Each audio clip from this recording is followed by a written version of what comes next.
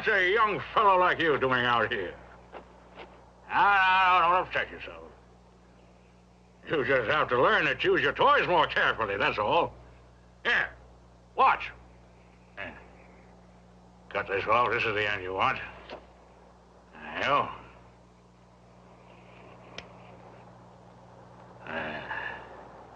There you go. Hey. Look at that. There, that's what you wanted all along, isn't it, boy? Now it seems you have to come with me, doesn't it? Oh, yes, the two of us can have a fine time riding across the desert. You like that idea, boy? First, I have to give your mother a decent funeral. It's a man's Christian duty.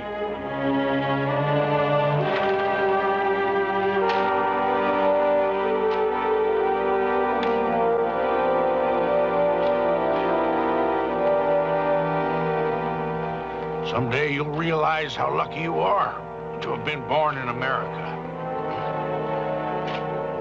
Yes, sir. Very lucky indeed. Keep digging, my boy. Someday we'll get out of this damn desert forever.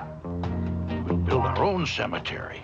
Somewhere far away from here. Keep digging. Keep digging, my boy. So I spent my childhood digging. I came to realize how much I owe this strange but kind old man. He's a grave digger, so we have to ride from town to town picking up the dead. He gave me his name, John Appleby. He tried his best to make a man of me. Gave me an education of sorts and a gun. And here we are. Here I am, still digging away. 83, 84. Well, at $30 a head, that's $2,500. Not bad, huh? Well, aren't you pleased? When are we gonna cash him in? Now, don't start that again. Look, for every corpse, we get a piece of paper. Johnny, this is just as good as silver. And when this war is over, the government will back this up 100%. Well, when's the war gonna be over? Now, who can answer a question like that? Yeah, well, with our luck, the other side will win the war. Well, what if it does? It's the same difference. The dead are all alike. Yeah, they don't ever have a penny on them. Yeah, that's true. The dead can't take it with them. The living see to that. You know, remember that fella that carried his entire fortune in his mouth? 30 beautiful, golden, dirty teeth. Those were the good old days. But with this war, men have lost respect for everything.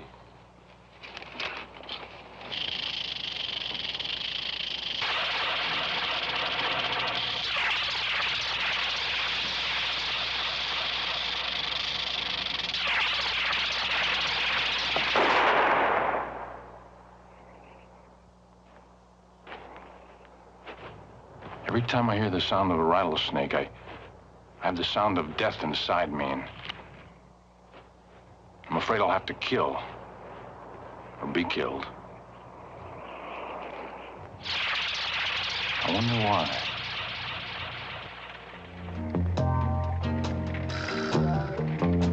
Often the old man and I come on hard times. When there's no corpses to bury, there's no money for food. The old man, he's figured a way out. If it's corpses we need to get by on, why, that's part of his plan. Oh. Well, Johnny, there it is.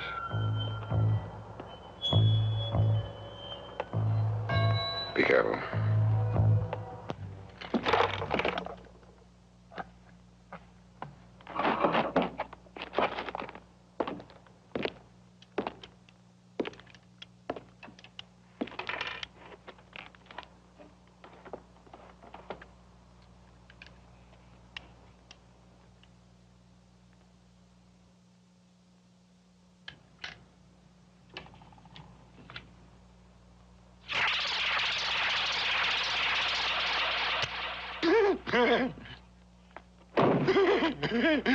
Think you're funny, huh? Well, let's see how.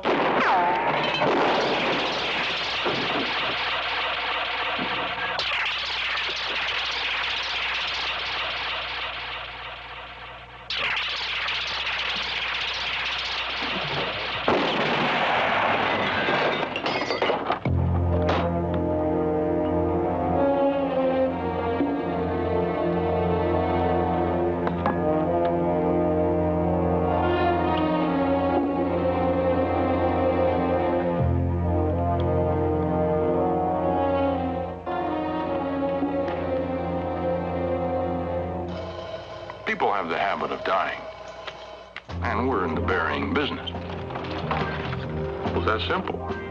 We didn't only bury him, we killed him.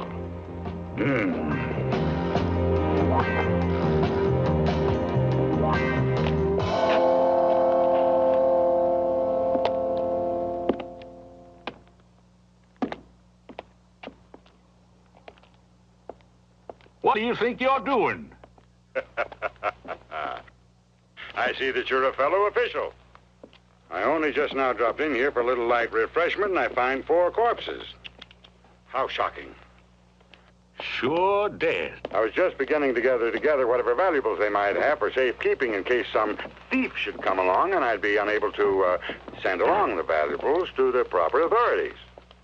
Sir, I am privileged to be the official undertaker for the entire territory, having been appointed by the Governor General himself. I must have a receipt. Okay, you can take him. That raises a slight problem. You see, I am an older man in his sunset years, and you and your friend are obviously in the prime of your lives. And I'm sure you'd be delighted to help me to take their bodies and place them in the funeral carriage.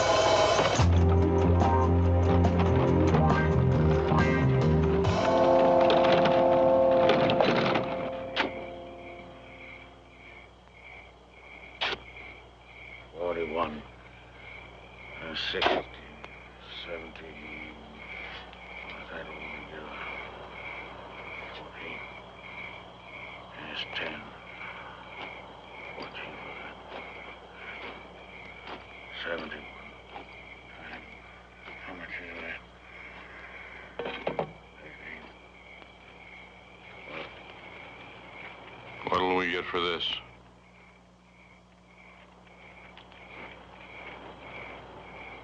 Three shirts, 1 or 2 with bullet holes, 50 cents.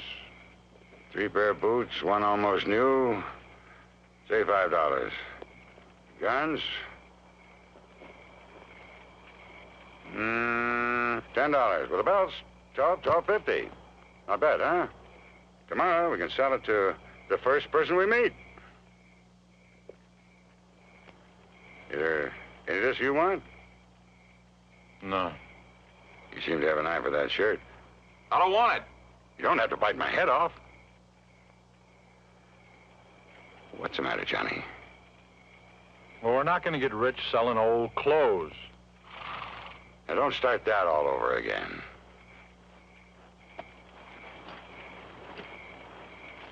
For once in your life, you're going to listen to me. We need lots of money to be rich.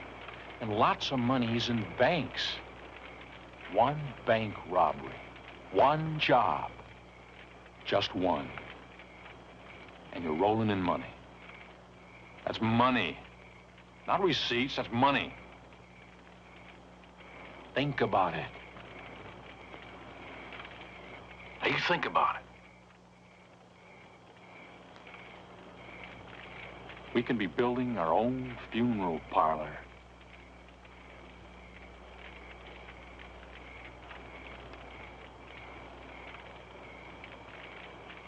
Johnny, I want the best in the world for you. But not at that price.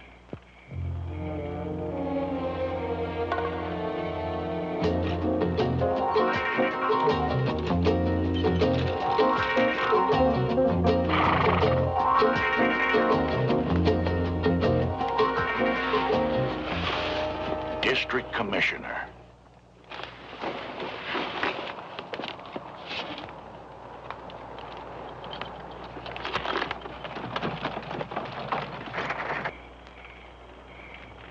I know, Johnny, but we mustn't run any risks. Try to keep your mouth shut. You talk an awful lot.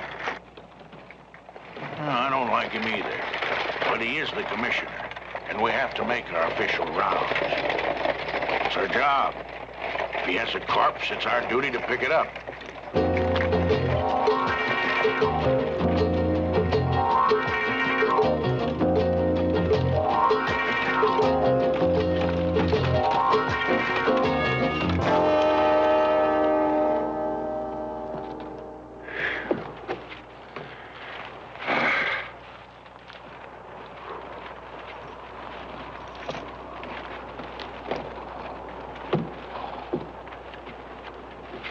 Well, anything new around here? For you, a corpse.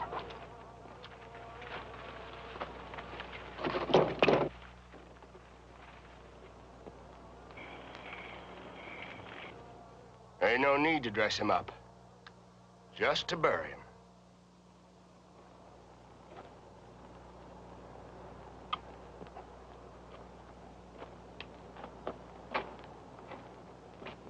Johnny, corpse.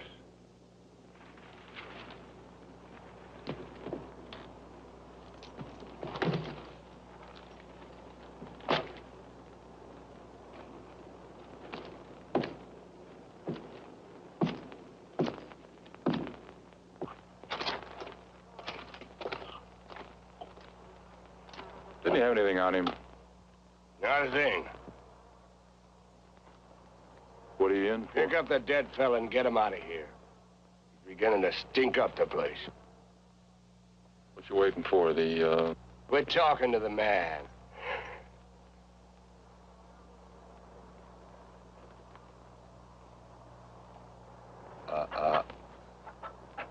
Drop it.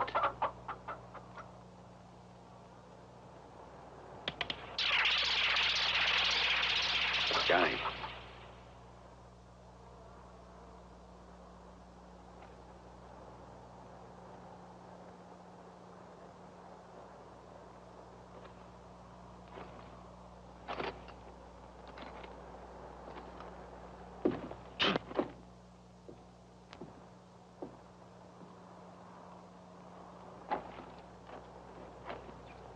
Forgot my receipt.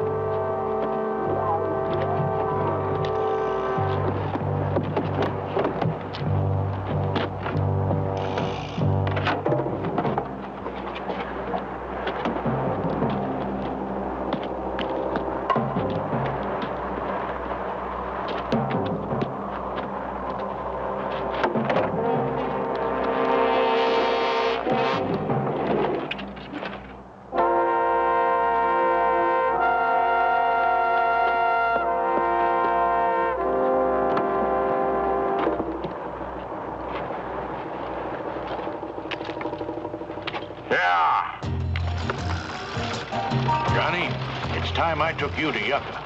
There's a part of your education I seem to have neglected. What's that?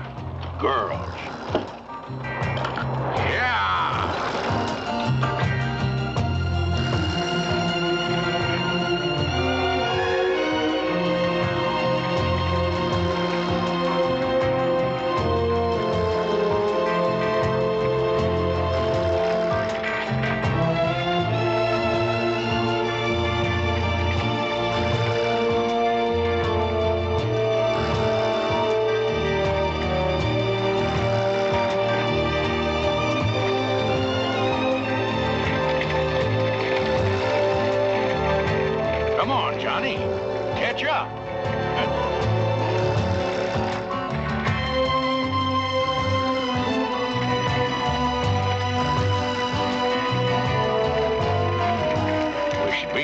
dark.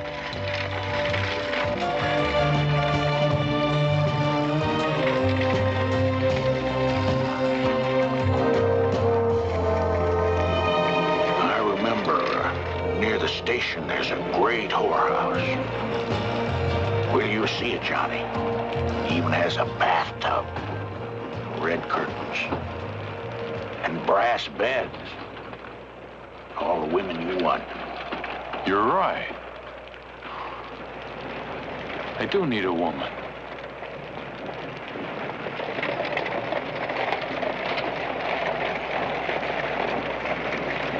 You sure we'll find her where we're going? Huh? Are you sure?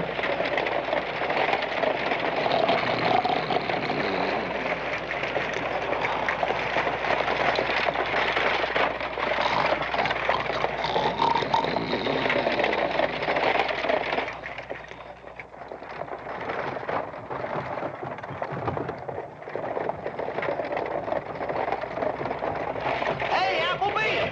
The Rebs have raided Yucca. They're setting fire to the town. You find all the bodies you can handle, boy. They'll keep you digging in the sweat, Appleby. Hey! Hey! What about my girl?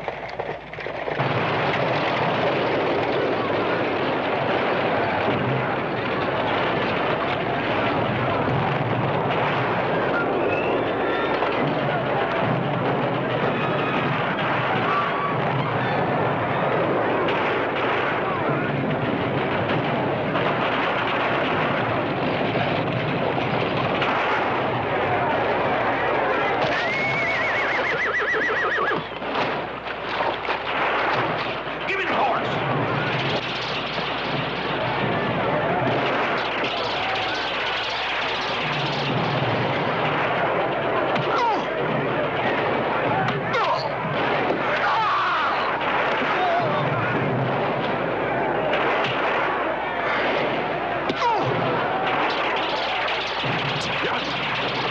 Johnny! Stop it! Let's get out of here, Johnny. Now!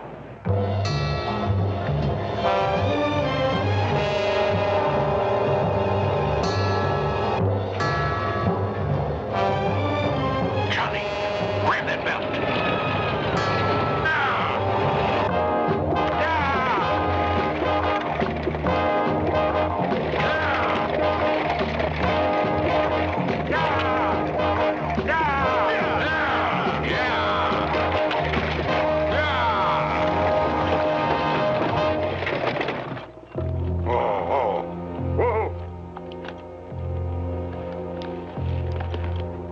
Let's see. Let's see.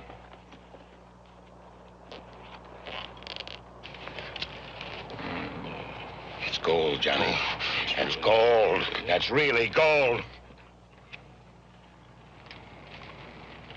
That's gold. That's gold. That's gold. There's more. Lots more. There's lots more.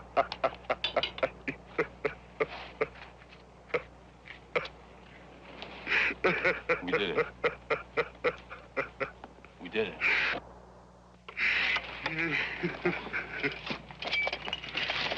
Yeah.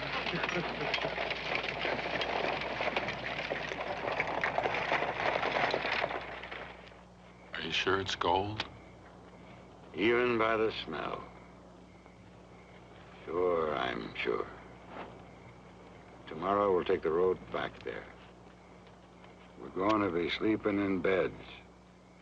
And we won't even hear the howl of a coyote. We're going to be real respectable people. As soon as we get to town, we'll hire some workers to clear the land. And we'll plant some grass. Nice, soft grass. Green. And the funeral parlor, a mansion where people can visit their beloved dead like a holiday. And flowers. Yes. like a park.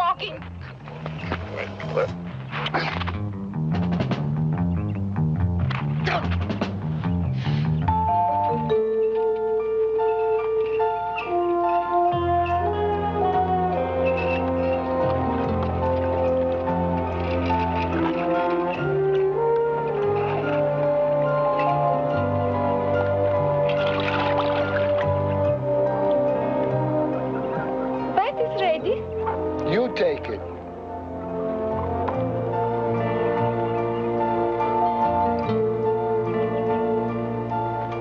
I don't say I don't want you.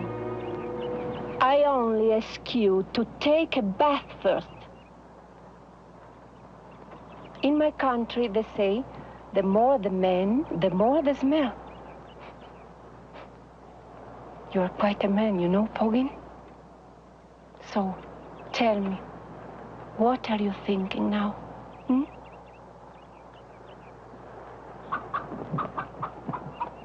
You're sure you thought a new way to hurt me, hmm? You can drown me in the well, but this would spoil the water. What horrible thing. You don't want to waste the water because you love so much to take your weekly bath. I'll be inside waiting like the men who waited for you in New Orleans. Poggin. And you had them just the way they were, didn't you? Dirty, smelly, drunk. Did you ask them to take a bath first? Huh? I told you I don't like them. How many times I must say to you? It was just a job. To work in the saloon, you must drink with the men. You must help them gamble. They say to me, a woman makes a man feel better when he gambles. They spend more money, like you. You like it when I was looking over your shoulder and bring you luck. And when you win, you say, here, Maria, here's a tip. And when you lose, you say, can I have it back? I never gave money to no other man, Poggin. But I know you don't believe that. You think all the men are the same to me, don't you? Well, you are right. I just came here and starve with you and rob empty banks that have no money in them only because I wanted to become an outlaw with a price on my head.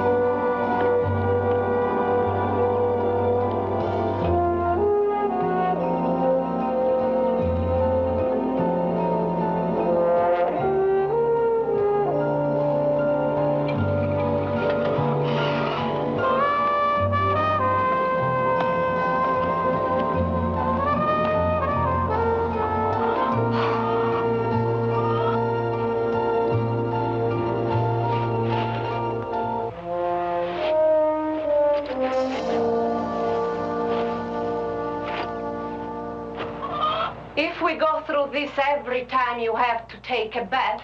I told you I ain't taking none bath. I know. Your mind is made up. And when your mind is made up, nothing can change it, right? Right. Even when you have a plan so crazy, we can both get killed. Look, if you're afraid, you can leave right now. We have no ties. I didn't ask you to come, did I? No. A year later, you're starting to nag just like every other woman I ever knew.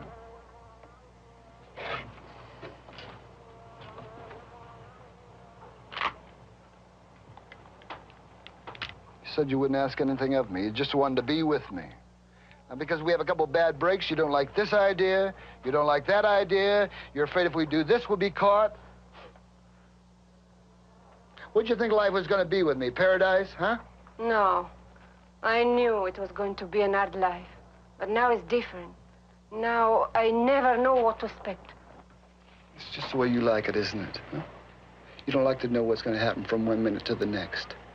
But tomorrow, when we open that box and you see all that gold in there, then you're going to be telling me how smart I am, aren't you?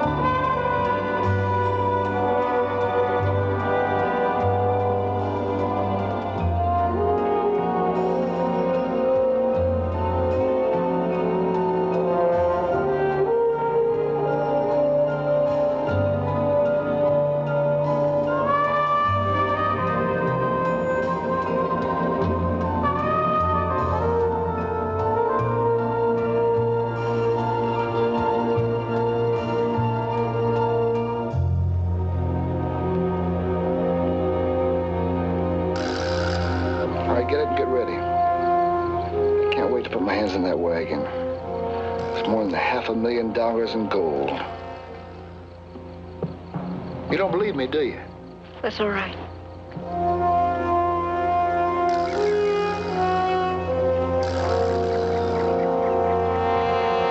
Just the way you have done every damn thing we do together. You will not tell me the plan, but you know how to do it. I will see. Well, I don't see. Do you think the government is so crazy to send the gold in this place? I've seen him come by here twice. You were drunk. I never heard of such a wagon. You'll see. You just do what I told you. But they will not believe it. From nowhere, I come out and wave my hand in the air and say, "Hey, fellows, please stop your wagon. My husband is hurt. Leave your gold and help him." They will believe it? They are so stupid? I don't know, but other people get away with it. It's up to you to do it right. How will they believe you're wounded? There is no one out here to shoot you. Tell them I was cleaning my gun. Phew. And I shot myself. That's... All right, damn it, you tell me how you do it. Oh. This is not the matter. If you want me to cry and say my husband is wounded, okay, I will cry. I don't think you could do it. You didn't cry when your own mother died. How do you know it? You didn't stay around. I don't like funerals. All right. You, get on your horse. What for? Do it! What? Get on your horse. What do you want me to do? Just hush up. Thinking.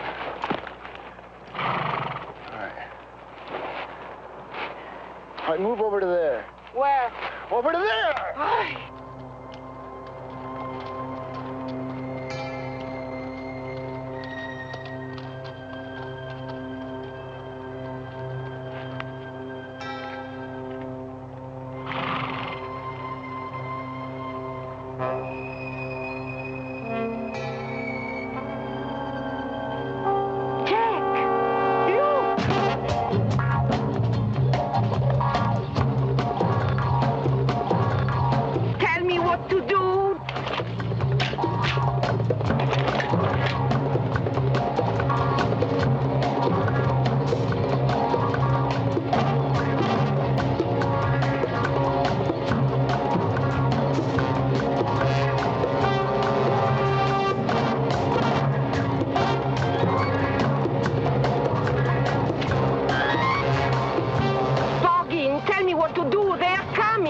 Stay there. Don't move. Oh, you crazy. I said stay there.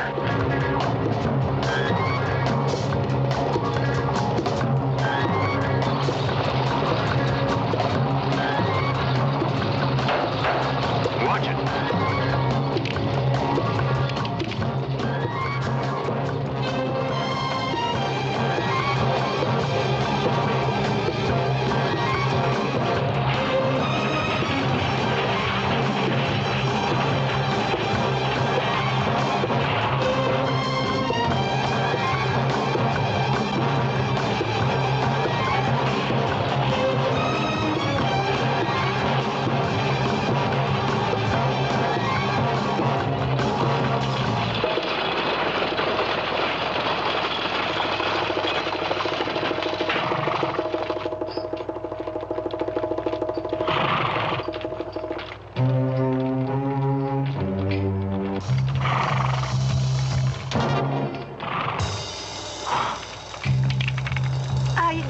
From here, but I don't know how to go there.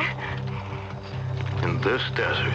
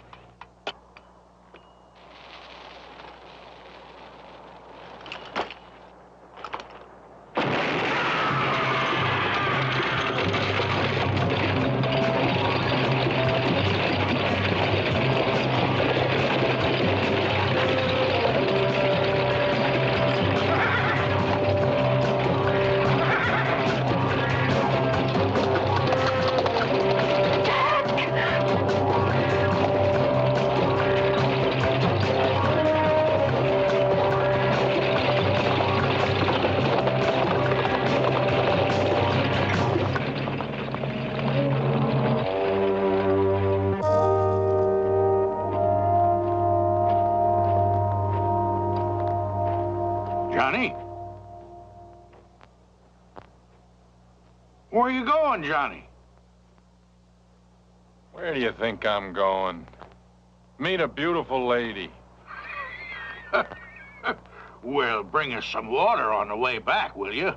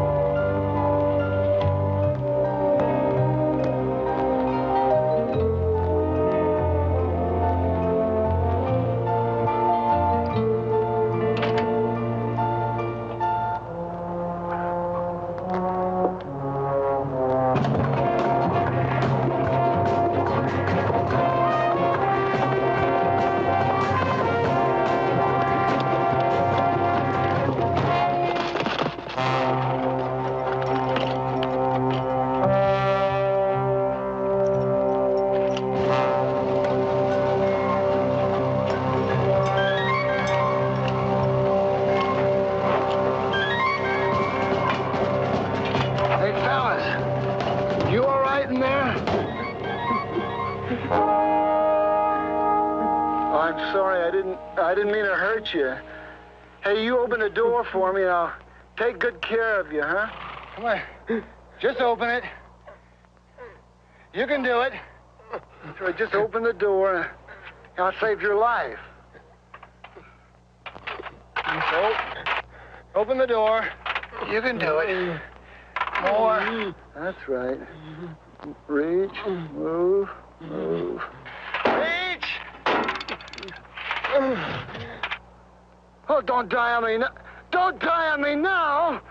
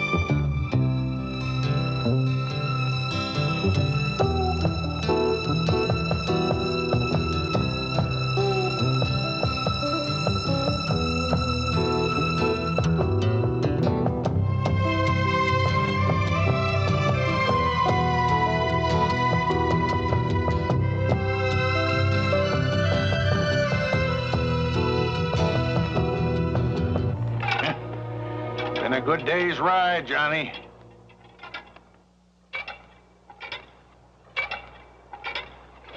Wait till you see the place where we're going, Johnny.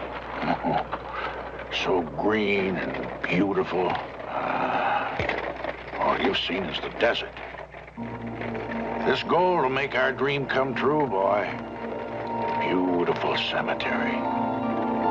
When the war's over, we'll cash our receipts and we'll build our funeral parlor. Oh, that'll be your inheritance, Johnny. You'll be a respectable man. The best catch for any woman anywhere. Yeah, you know, I've got lots of ideas. We're not going to use stick crosses for markers, but real marble angels. We'll have the most beautiful cemetery in the whole world.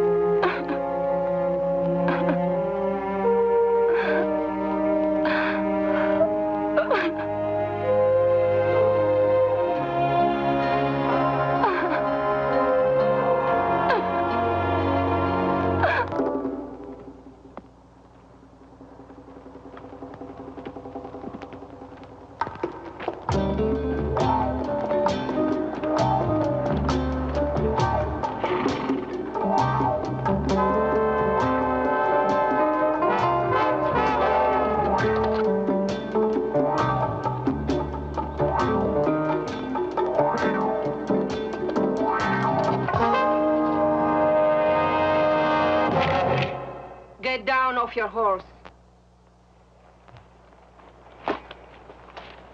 Move over there.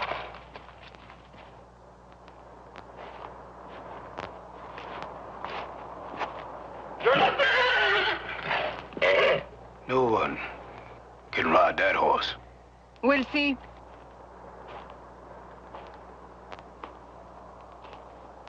You don't need that gun. I'll take you where you want to go.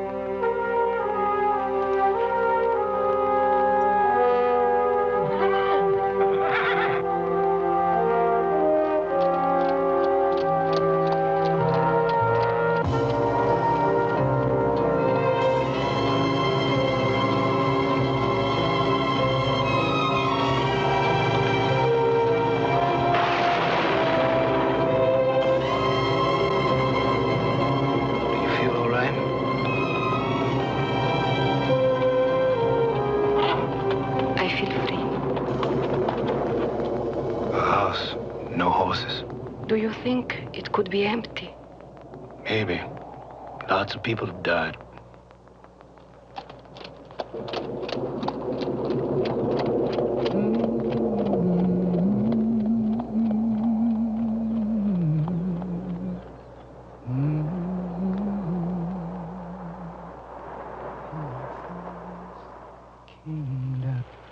What are you saying? Things I hear, things I see. So you are interested in what happened to people? Yep. I know a story. A small story. You can even make a song of it. But this was not enough for him.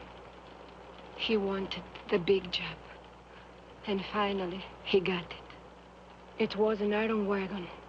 with more than $500,000 in gold. Dollar. I'm so scared. Let's make a deal. I will tell you where the wagon is. And you just give me your horse. Do you accept? I wouldn't go far with all that gold.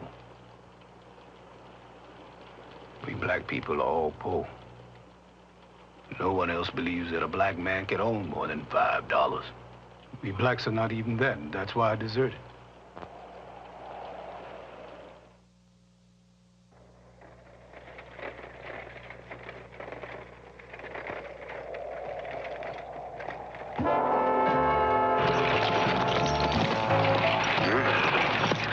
What's the matter? I don't know. I ran into something.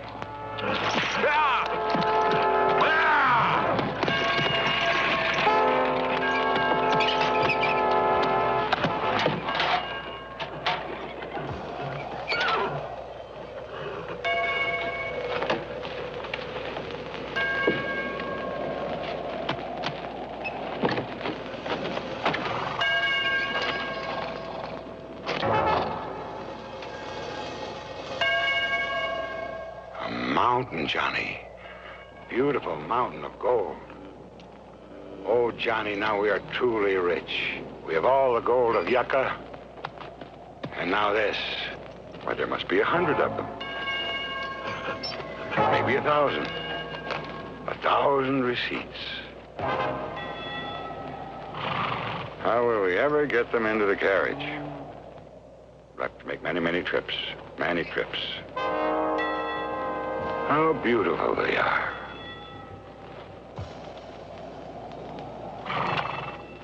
We'll take them to our new cemetery.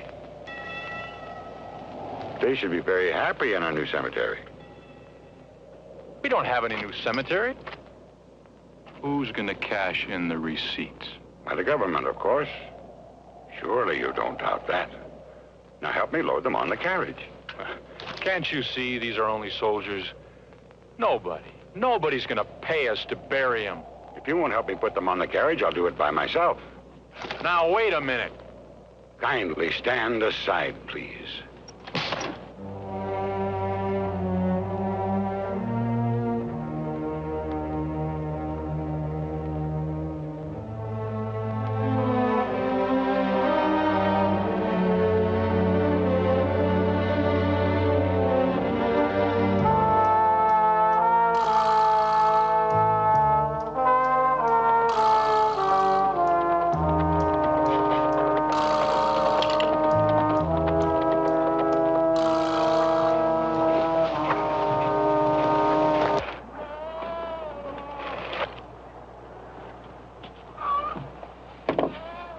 When I come back, I'll bring you clothes and a horse.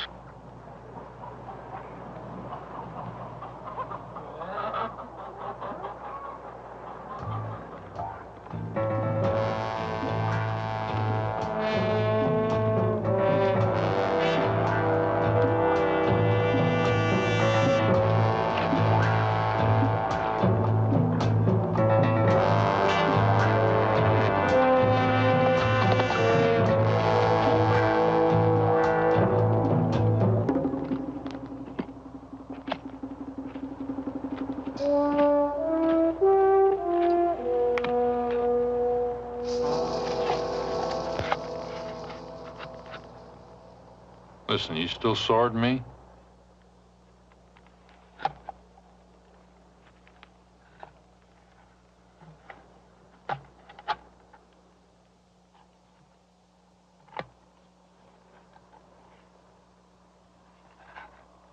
Ah, shit. Why don't you talk? Not me. Maybe. One day.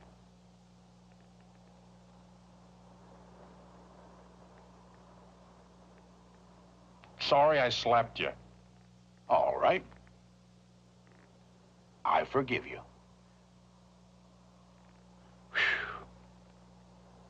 Glad that's over.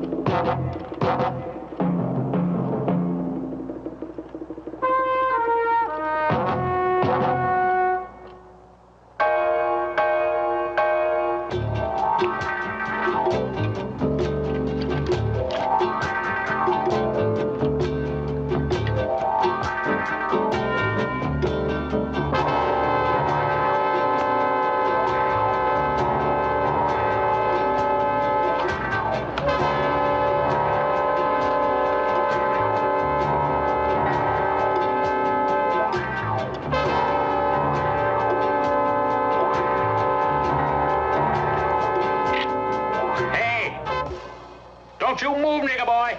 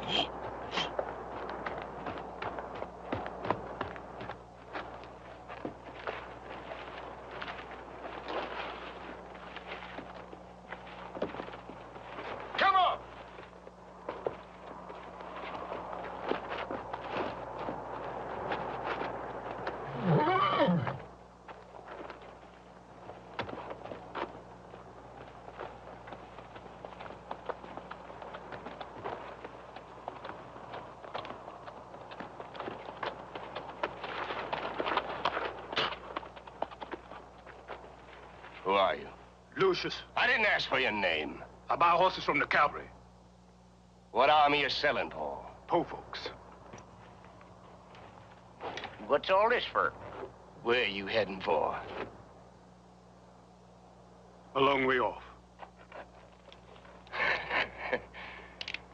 You're gonna come along with us.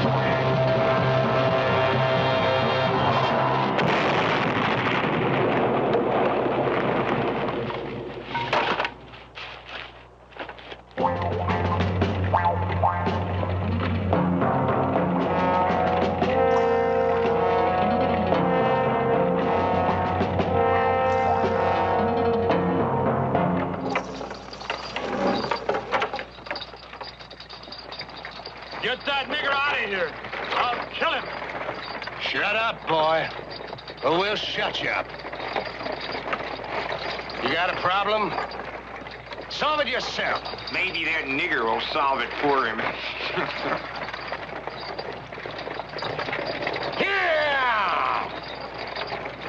Here you are, boy. Have some of this water.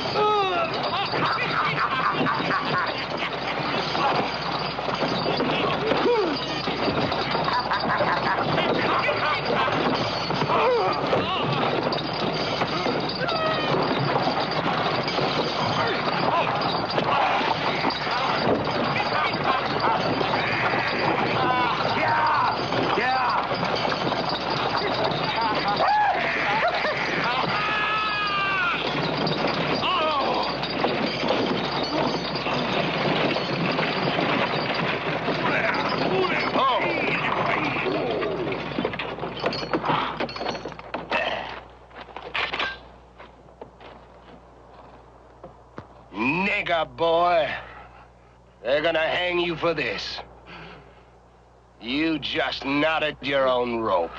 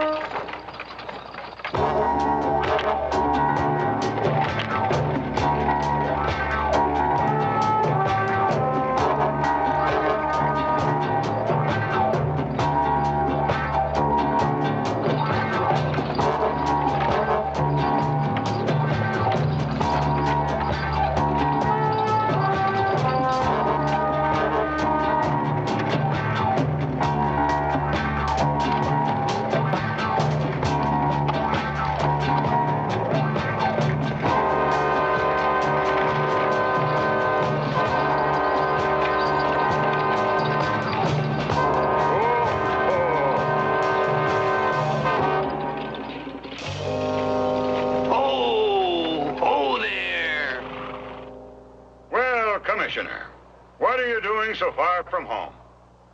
I'm asking you the same question. Give us that corpse you got there. Can't have him. Why? Because we need him to hang this nigger with, that's why. You don't need a corpse to hang a black man. That's the law. Get moving. The law says he's got to be buried. That's right.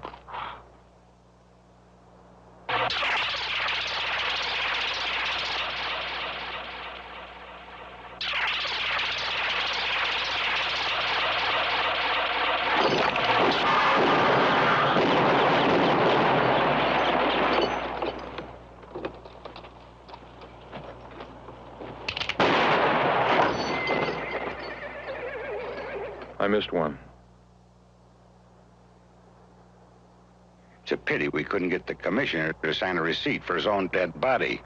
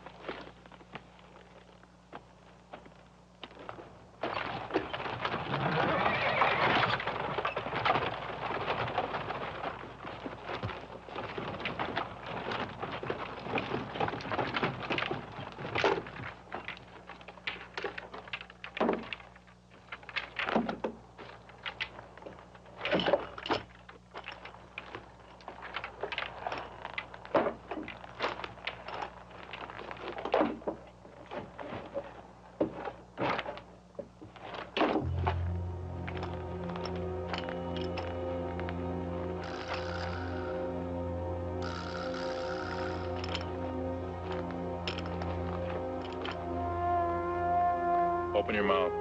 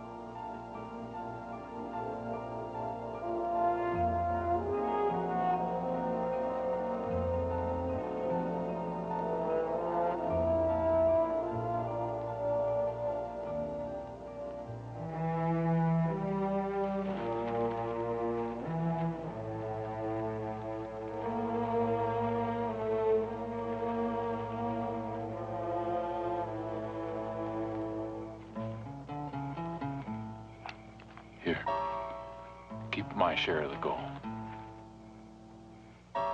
Goodbye. God bless you. I gotta find her.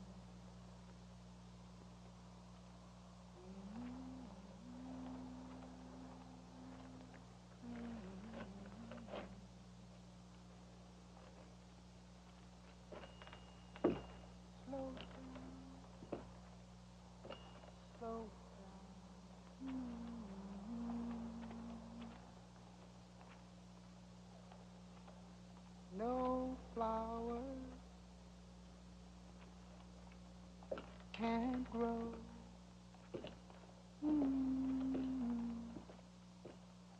To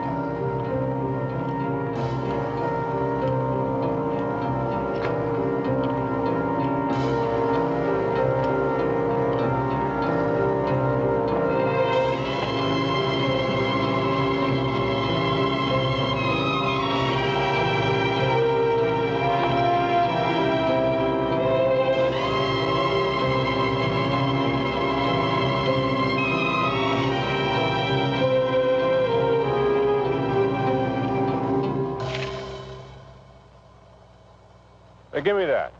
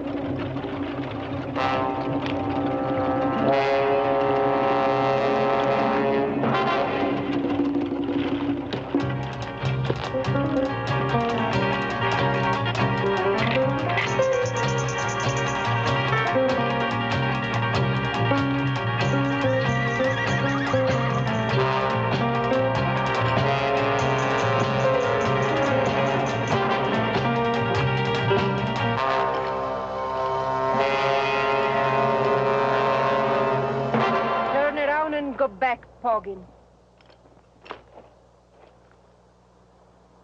I remember when you had a different kind of welcome. The time is over. So you still hate me, huh? I don't hate you. I just forget you. I wish it had been that easy for me. You know, when you're alone, you get a lot of time to think. What I did to you was wrong. I know that now. You know it too late. We can start a new life. The only trouble is we didn't have enough money. Well, now we're rich. We got all the gold we're ever looking for. Half of it's yours. Stay right there. You're still the same liar. You'll never change. It's the truth, Maria. I swear it. It's right here. Now, what else you want? I want a man better than you.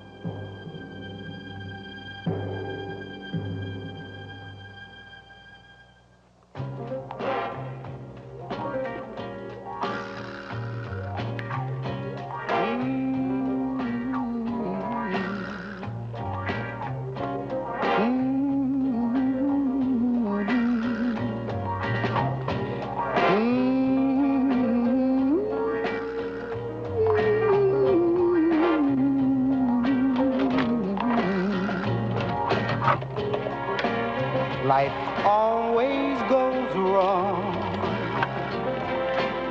when you're on your own. You seek and you'll find so many ways to live. You take what you can without guilt or shame.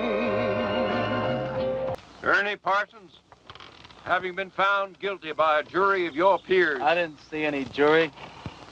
Well, they was around. Anyway, what difference does it make? You gunned down Wendy Jones, and he was one of our most beloved and respected citizens. I heard he was the town drunk. Well, now that he's dead, he's one of our most beloved and respected citizens. I don't care who he was. I didn't kill him. You've got the right to hear a few words from a preacher. Unfortunately, our preacher's out of town, but luckily, we got Farley Millard here, and he's a feed and grain salesman, and he owns a Bible. No, thanks. Now, what does that mean? I don't want any feed and grain salesman praying over me. I don't want anyone praying over me. I don't believe in that stuff. You ready, Max? What? You got one more inalienable right to speak a few last words, and I mean a few. We don't want one of them things where the cam takes off with a Declaration of Independence. Well, go on. Well, I'd just like to say that this is the lousiest town that I've ever been in. Well, I've met a better class folk in a San Francisco opium parlor. Drunken pool hall bum would be considered too high tone for these parts. And as for your system of justice, well... That's enough. You see what I mean? He was just one breath away from the Declaration. All right, Max. Don't do it! Don't do it! Don't do it! Don't do it! Ed Loach just confessed. He killed Wendy in a drunken barroom brawl about a pregnant Indian squaw. Ed claims Wendy was the father and that he was acting as the avenging angel. Wendy was going to be the father or something? That's what Ed says. All right. Untie him. Give him his gun.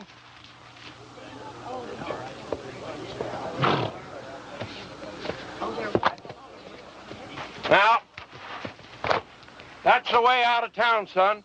Take it, keep on going, and don't you never come back. You heard her. I'm not guilty. Even so, we don't want no fast guns in this town. Fast guns right alongside with lepers in this law-abiding community. Can I ride back to town long enough to get some food? That's the way out, son. Don't press your luck.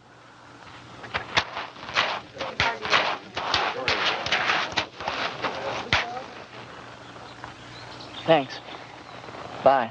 I'm going with you. You don't have to. I'll be back. When? Whatever you do, don't leave town. Wait. Never give up hope. See ya.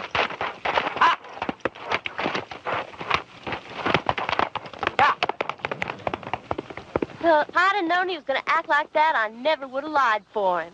Lied? What? You would have never... What? I don't care. I thought he was cute. There ain't a man around here I'd have as a gift. And he took a bath every so often besides. After him!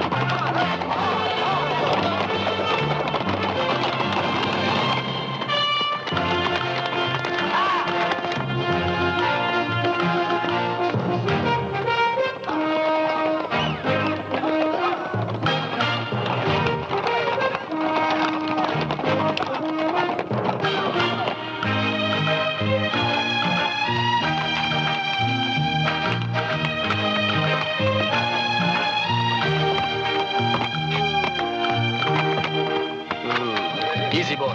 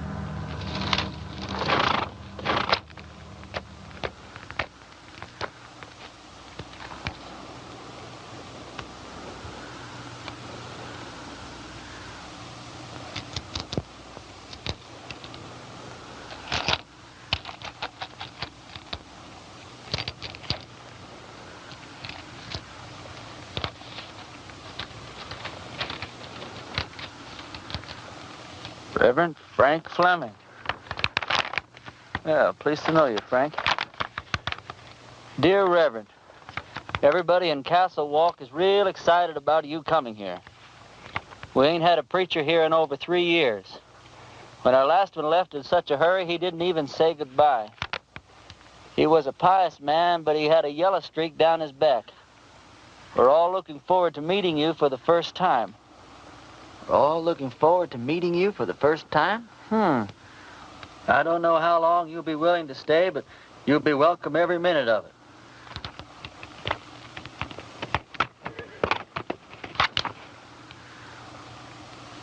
Here's the preacher's horse.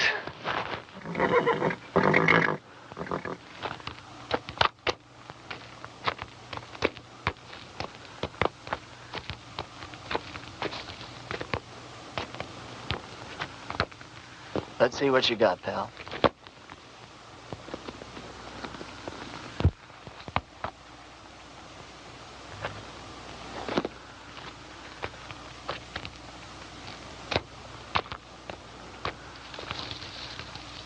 Frank, if ever I catch the guy who did you in, I'll take care of him for you. In the meantime, I'm going to need your clothes and your horse. I got a posse after me for something I didn't do.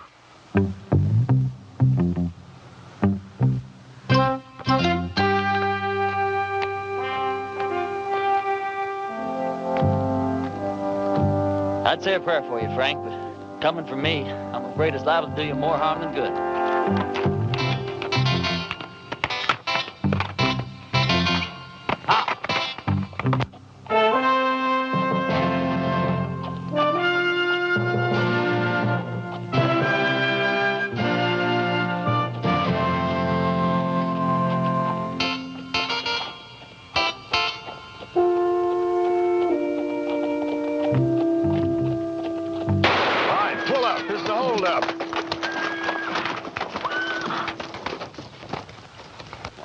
Preacher, Percy.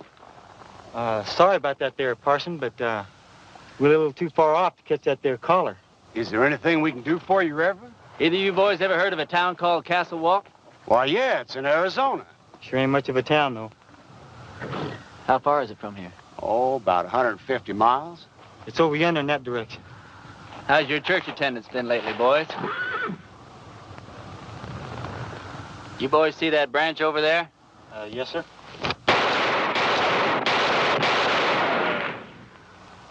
That was four for the Lord, boys. He loves you, but he hates your profession. Yeah, I can see how he would. I want you boys to go and sin no more. We surely won't, Parson. As soon as we can afford not to. Preacher, you being so good with that gun and all, how come you didn't just kill us as we was riding up here? Because you boys are children of the Lord, just as much as I am.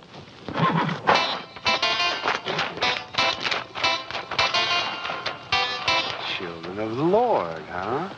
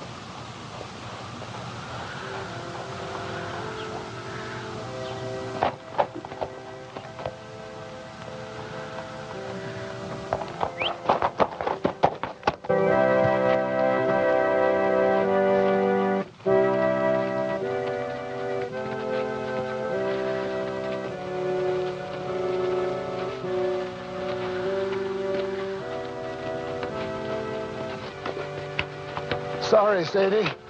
Didn't have the time to dig it no deeper. Well, I guess we better just put him in the ground and get it over with. All right. Without even a few words? Mr. Ross didn't say nothing about no words. Said we could have a burying.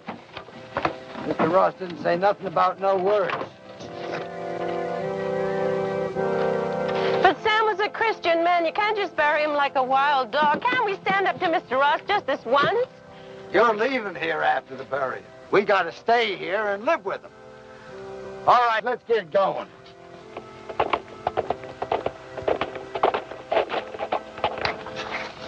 Wait a minute. Is it one of Mr. Ross' men? Looks like a preacher. Well, what do we do now? And I wrote him myself not to come.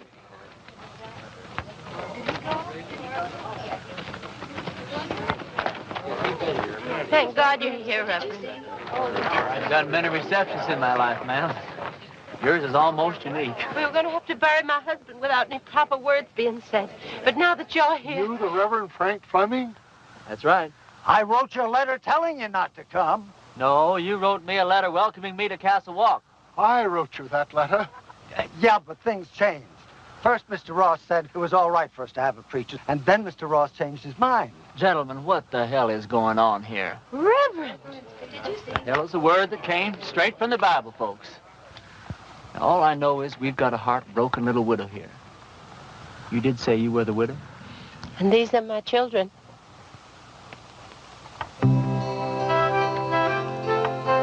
That's a child? She's 18. Oh, she certainly is.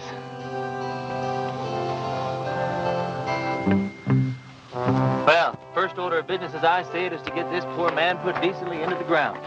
Oh, thank you, Reverend.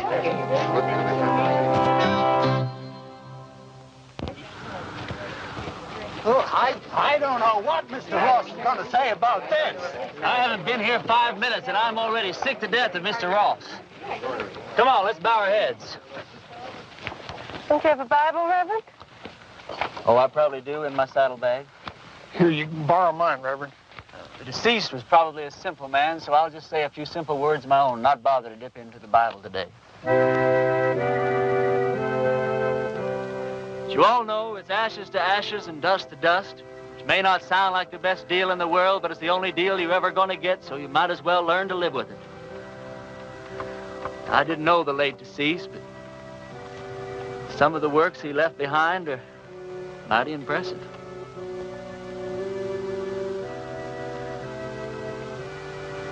Well, what did he die of? He was shot in the back. May the full wrath of the Lord fall on people who shoot other people in the back. It's a rotten, sinful way to make a living. Amen. Amen. I can't thank you enough, Reverend.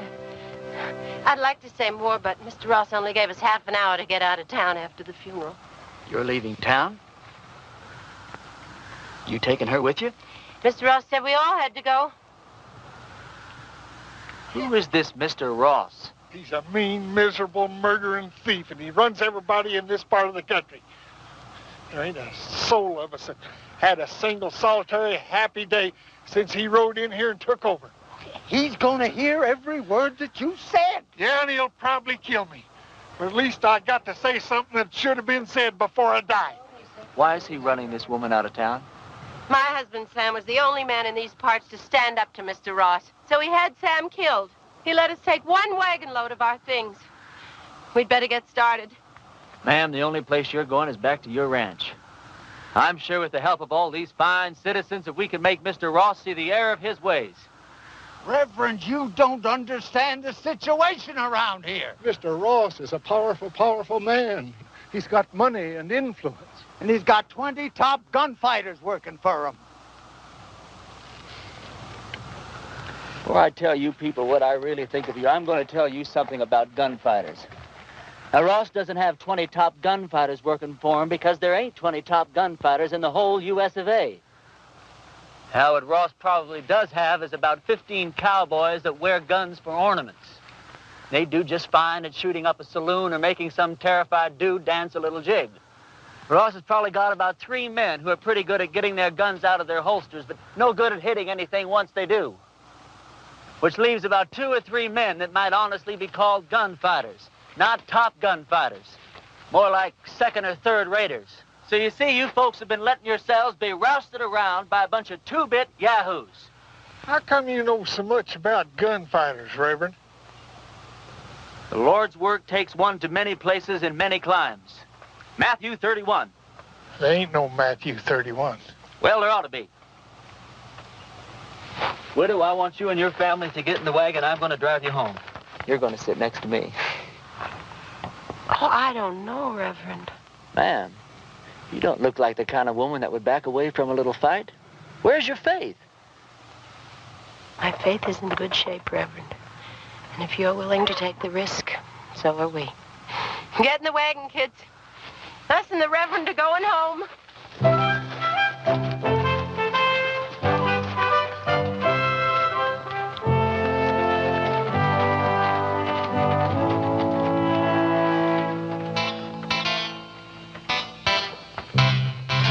The lives of this family will be on your soul, Reverend. Oh, Reverend. Yeah.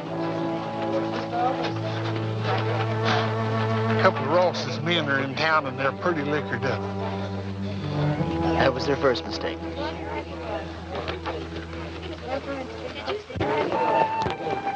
You ride my horse, son. Okay.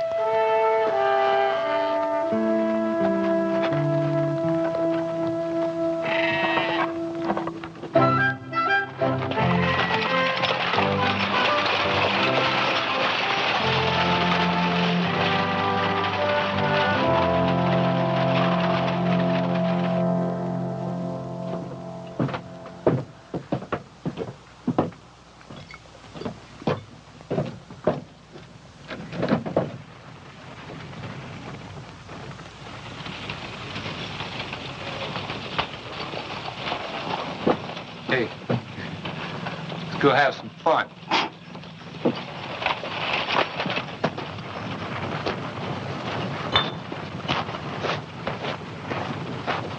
Remember the children, Reverend. Those are just two of the cowboys, ma'am. Who? Where do you people think you're going? Where's the place that Ross would least like us to go? I'd say her ranch. Well, that's exactly where we're going. Wait till Mr. Ross hears about this. Mr. Ross is a skunk of doubtful parentage. Mr. Ross is so low he could walk under a rattlesnake's belly wearing a high hat. And that's what I think of Mr. Ross without ever having met the man. Now, that was indecisive, cowboy. Could have very easily cost you your all-important life.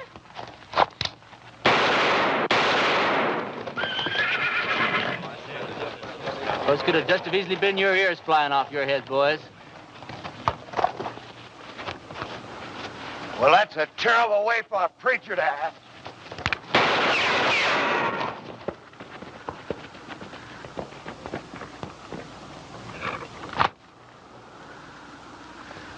The Lord wants someone to move. He wants them to move.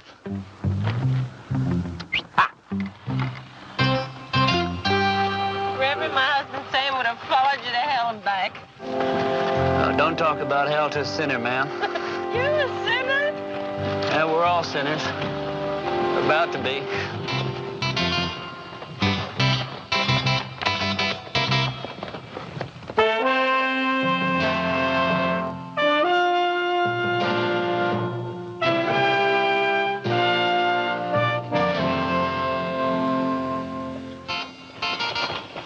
All right, kids, as soon as we stop, I want you to get the wagon unloaded. I want to get this family settled in before dark. You don't mind if I order your kids around a little, do you, ma'am? Reverend, you can do anything you want to. Reverend? Reverend? Oh, yes, ma'am. Reverend, this hole in the back of your coat, it looks like a bullet hole. That'd be my guess, ma'am. You guessed? How could a man be shot in the back and not know it? Well, I was carrying that coat over my arm when the shooting took place.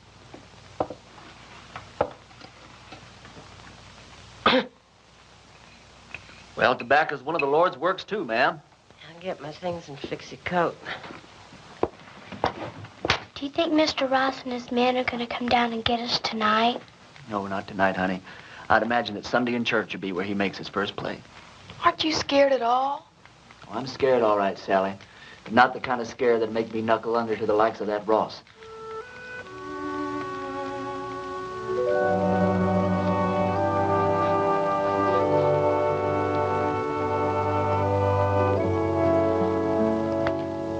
have a text for your sermon tomorrow, Reverend? Tomorrow? Tomorrow's Sunday. I've lost all track of time the last few weeks. What do you think I ought to preach about? I thought you said the sin of cowardice. Yeah, that's not bad either. Thought you probably had some favorite passage from the Bible to illustrate your point. Oh, I do. Several of them, as a matter of fact. But what's your favorite passage from the Bible that would illustrate that point, man? I think it would be Luke 12. Christ says, do you think I have come to give peace on earth? I came to cast fire upon the earth, and would it were already kindled. It says that in the Bible? Well, I told you, Luke 12.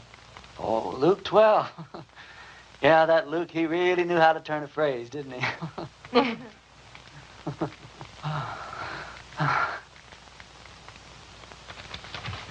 Clean your clothes up for the services. I'd appreciate that. You don't happen to have a Bible around, do you? I seem to misplaced my glasses.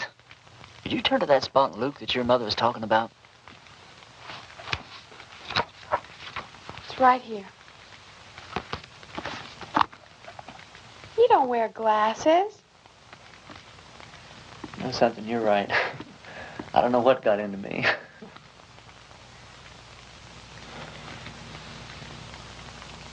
Well, good night.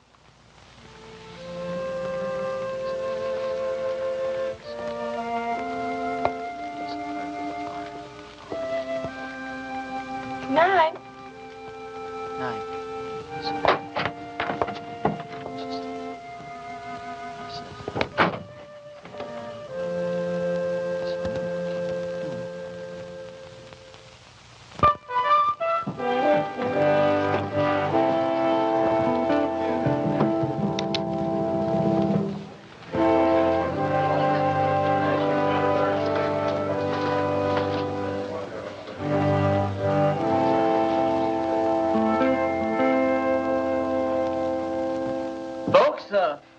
I'm going to read you from Matthew chapter 10 and verse 34, although Luke says pretty much the same thing in his 12.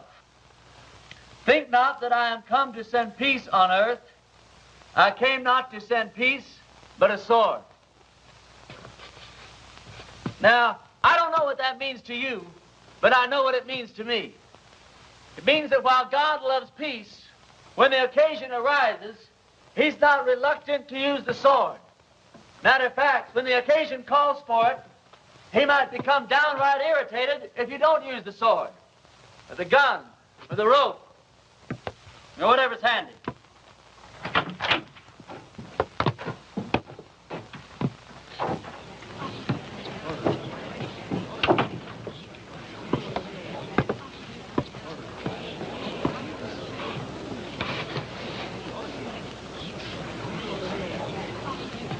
Now, you folks have had a cross to bear here lately, and his name is Ross.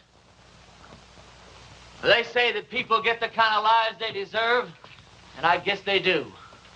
But when men won't fight for their wives, women, and children, and when their women won't make them fight for what's right, then these people don't deserve any kind of lives at all. That's exactly what you got.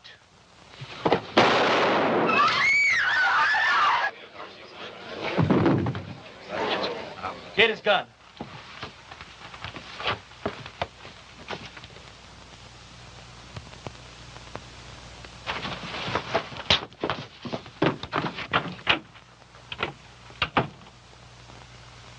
You've never done it? I don't think you could possibly realize what an awful thing it is to kill a man. I don't know who God must be mad at the most. That man for wasting his life at the order of some tin-horn dictator.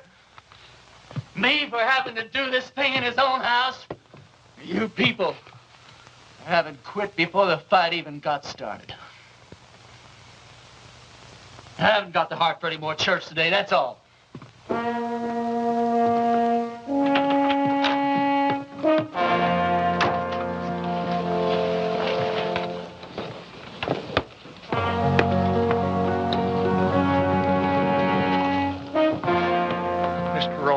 couple of his men are outside. Take care of yourself, son. Every second.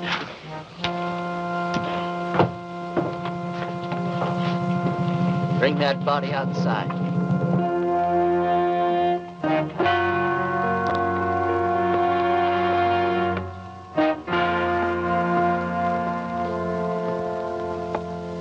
You've had a couple of fun days here, preacher.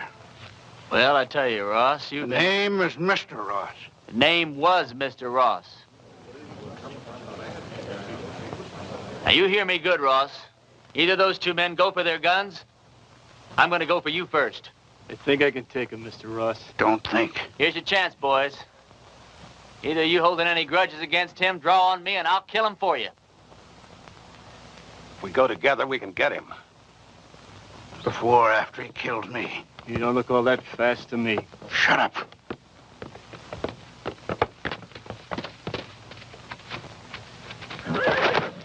Friend of yours, Ross? All right, preacher. You pulled yourself off a nice little grandstand play for the folks. Now, I want you out of town. Who killed Sam Underwood, you or one of your men?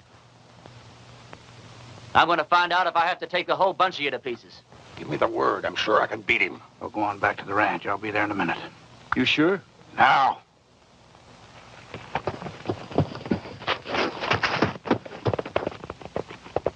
That's the way I like it.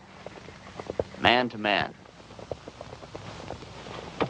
Do I make the first play or do you?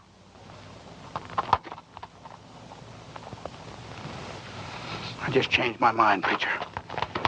I don't want you out of town. I want you right here where I can get you anytime I want you.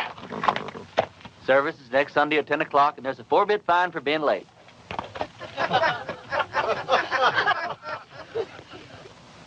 You wouldn't shoot me in the back, would you, preacher? Like that.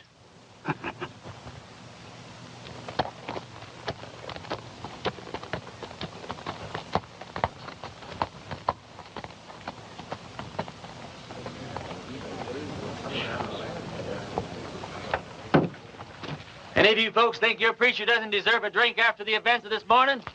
Well, we just don't believe in the same God, that's all. Some of you boys plan him, will you? Don't you feel a little strange having a drink with your preacher on a Sunday morning? No. How come? You know, about 10 or 12 years ago, I took a trip up to Cheyenne.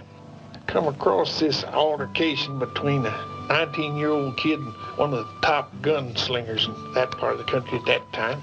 This kid, he didn't want no part of the fight, but this gunny was drunk. And he kept at it, and finally the kid had to go for his gun or get blasted right there in his tracks. It was plumb pitiful. How? This kid was the fastest thing I ever seen. Caught that gunny flat-footed. Why, he was dead before God got the news. I inquired around, found out this kid's name was Ernie Parson. Ernie, what are you doing here in Castle Walk dressed up in that preacher's outfit? It's a wrong guess, Billy. You know, once you've seen a top man handle himself in a gunfight, you never forget one little detail. What do you want him for, anyway? Doesn't matter. I didn't do it. They'll hang me just like I did if they catch me. Did you kill Frank Fleming? Oh, of course not. Came across his body in the hills, and he was already dead. I was half starved, no place to go, so I took his clothes and horse and came here. All right. I'll ride back to the ranch, tell the widow and the kids goodbye, and then I'll move on. Why, Lee, you're the answer to our prayers, Ernie. No, I'm not, Billy. Don't let these clothes fool you. God moves in mysterious ways, boy. Not that mysterious. Look, Billy, what I'd like to know is if I do stick around here, how much help can I count on from these God-fearing people? Almost none. Almost none? None.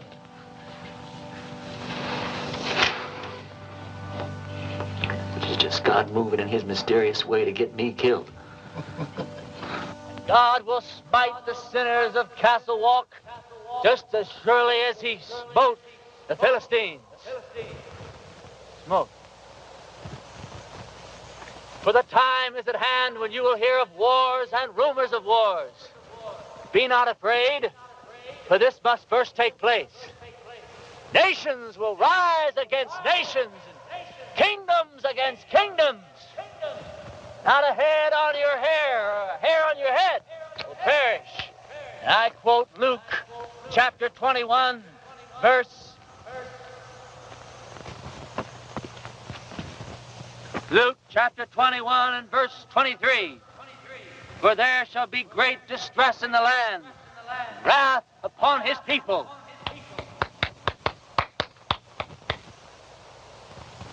I brought you some lunch.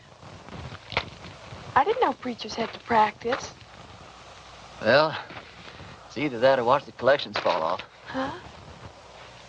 Oh, that's a real bad joke I stole from the Methodists. Oh. Does your mother know you came out here alone? I don't know. Why? Well, you're a very attractive young girl. Almost too young, as a matter of fact. Most of the girls around here are married by the time they're 13 or 14. 13, huh? Well, I'll have to look into that. Why? They're the lucky ones. Even if they don't get a trip to Phoenix out of it. Is that the price of marriage around here, a trip to Phoenix? No, but it sure doesn't hurt. Look, do I have to keep on calling you Reverend? Oh, no. Call me Ernie. Ernie? My full name's Frank Ernest Fleming. All my good friends, they call me Ernie. Is there anything in your faith against marriage? No, not in my faith.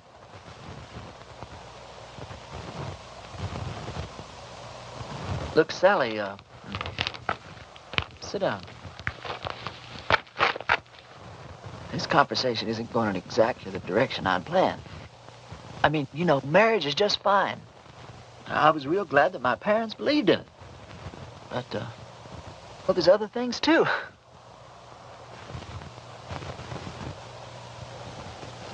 You don't know what I'm talking about, do you? I know what you're talking about. Let's see. What's the matter? Oh, it's these clothes and this collar. It's just, I'm not going to get anywhere dressed like this. I don't see that it makes much difference. You would if you were dressed like a nun. It's just the wrong outfit for what I had in mind.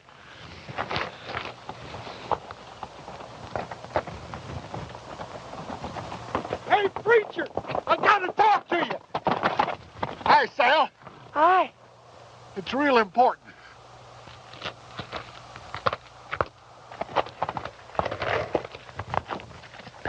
You know a gunfighter named Jake McCoy?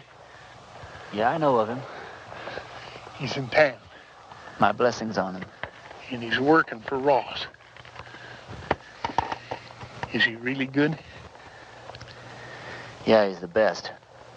You can take him, can't you? You sure he's working for Ross? Yeah, and he's looking for you.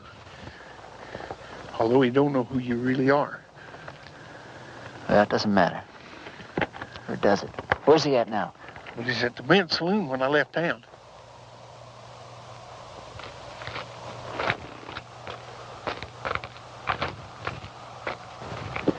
You're going to have to ride back to the ranch alone. We didn't get very much accomplished today, did we?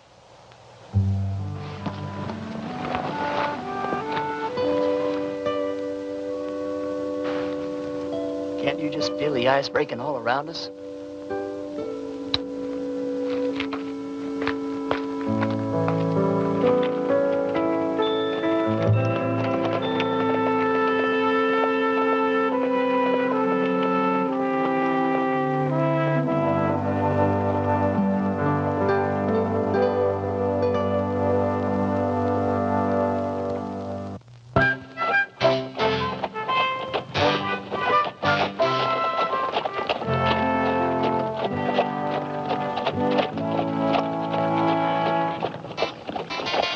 Well, this is your last chance to ride on out of here.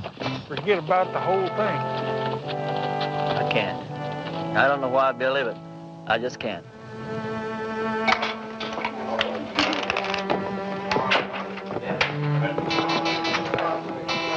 It's him over yonder by the table.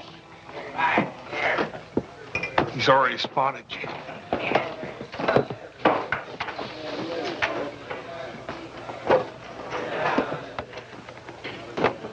Hello, Jake.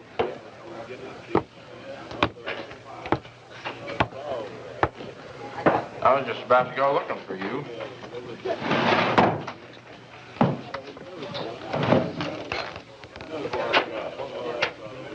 You ever run into Ernie Parsons anymore?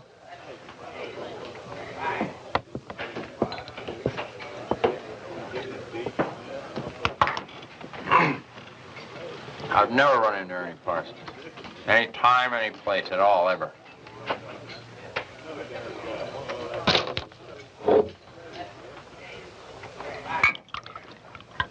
You have now.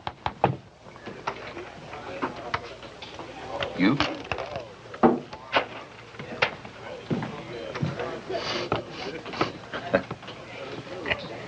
You going to the church? Into hiding for the winter. Oh. I always heard you were kind of smart. I never heard that about you.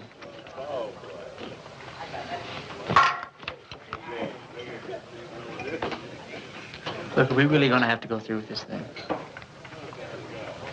I got $1,000 in my pocket. And the girl waiting for me in Boulder City says I gotta go through with it. You all that sure you can beat me? You all that sure I can't? The only thing I hate is a stupid, senseless fight. Come on.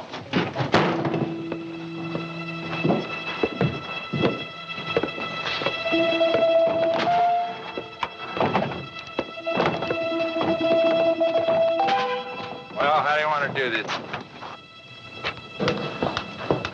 Billy, when we get in position, flip a coin. When it hits the ground, we go for our guns, all right? All right. Jake, one of us is going to die, and it's not going to prove a thing. Sure it is, Ernie. It's going to prove which one of us is a fool to call himself a gunfighter.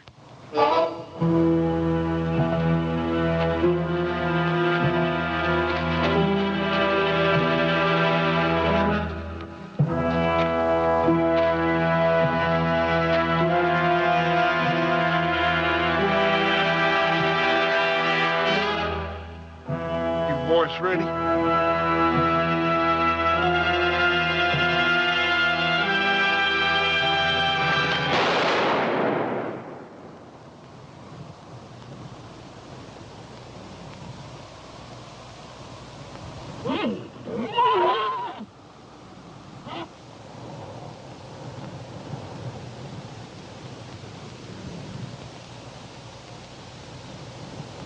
Are you hit?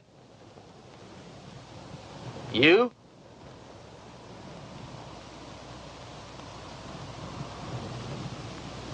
Did you ever miss from this distance before? Never. Me neither. Want to try again? No. No, I think somebody's trying to tell us something. You put your gun away. I'm going to get on my horse and get out of this place.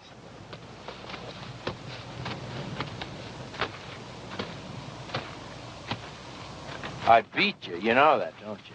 Oh, no, you didn't. And you know dang well you did, Jake. You going to give Ross his $1,000 back? No, I'm late for my date.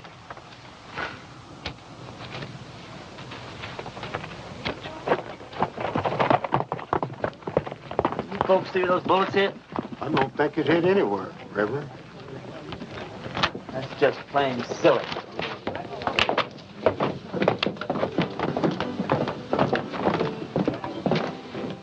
Whole dollar.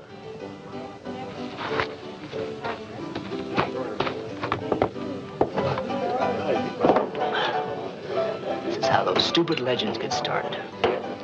Jake and I have an off day in a gunfight. Miss each other. Wish there could be 1,000 explanations. It's because a bunch of rummies standing around don't see where the bullets hit. All of a sudden, you've got the miracle of Castle Wolf. Now, this whole miserable little town's gonna think that God's on their side. Well, you got me convinced, son. But somehow or other, I just don't hardly believe that you convince yourself. Now, let me point out a couple of things to you. Like what? Well, for instance, you're back yonder in that town and they're about to hang you. And right at the last minute, in rides this gal and saves your neck. She and I'd been fooling around a little bit. All right. Well, then you're out there in the brush. Posses are chasing you. Then all of a sudden you come across this here preacher's body. You find this letter that brings you right here to this here town. You're supposed to lead him. Yeah, but you was the one that wound up here. Right here where you're needed more than anybody's ever been needed before. Now, do all this make you want to stop and think just a little bit, boy? No. I don't want to talk about it.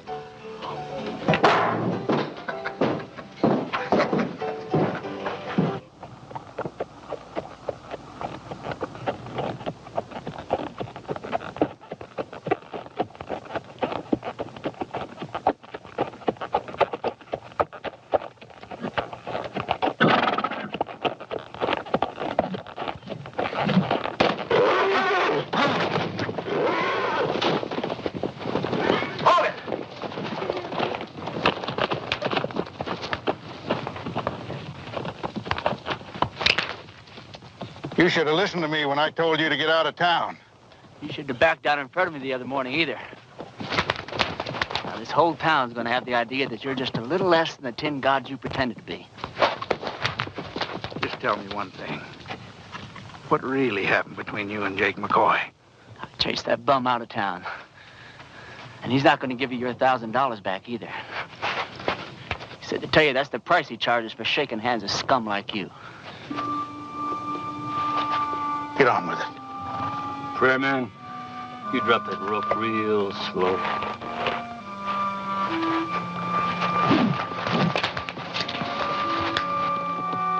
Drop it.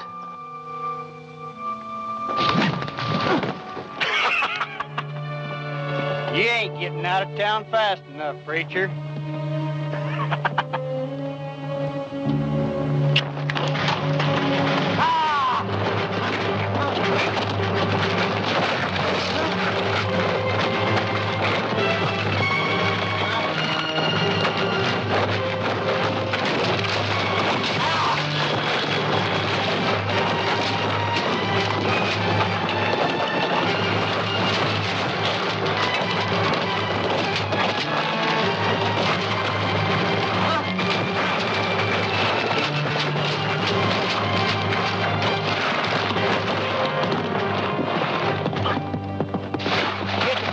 Preacher?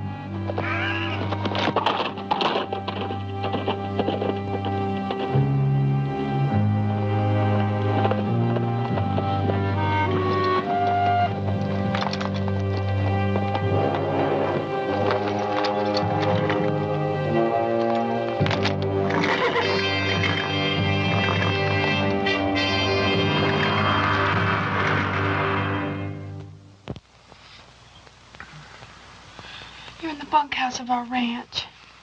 I thought it would scare the kids if they saw you like this. How'd you find me? When you didn't come home last night, I set out to look for you.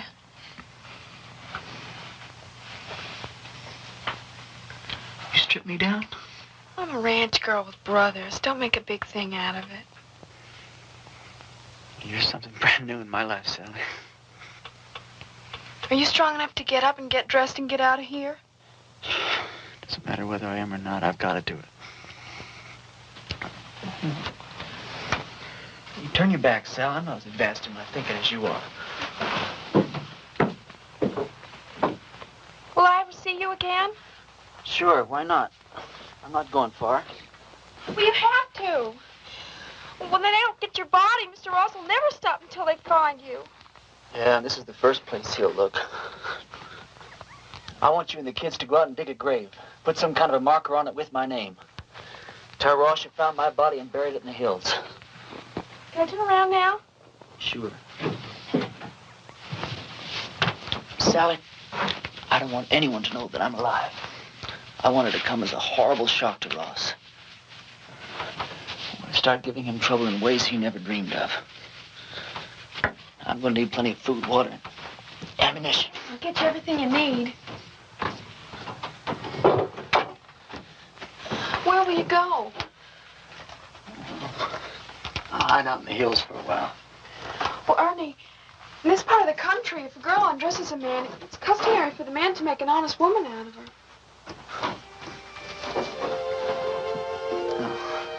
I'm sure that's true in every part of the country. If I live through the next little while, well, we'll have a serious talk about that. What's the matter? Well, just look at the way I look. Well, it's always something, isn't it? You don't like the way you're dressed. You don't like the way you look.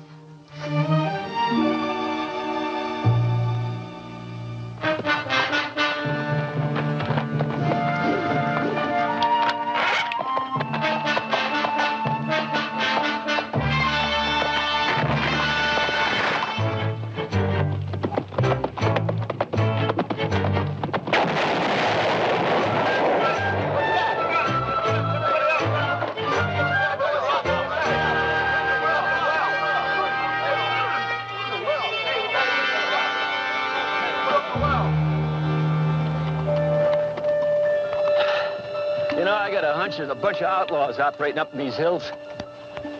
Probably scared old Chet and Harley half to death. Blew up the well, too.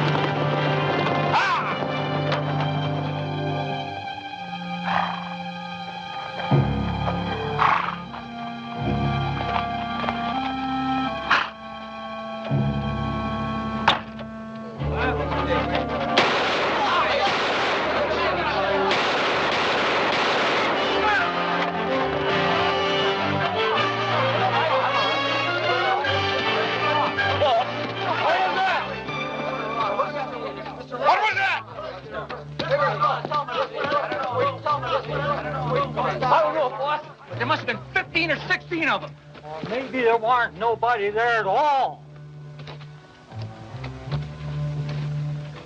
What do you mean?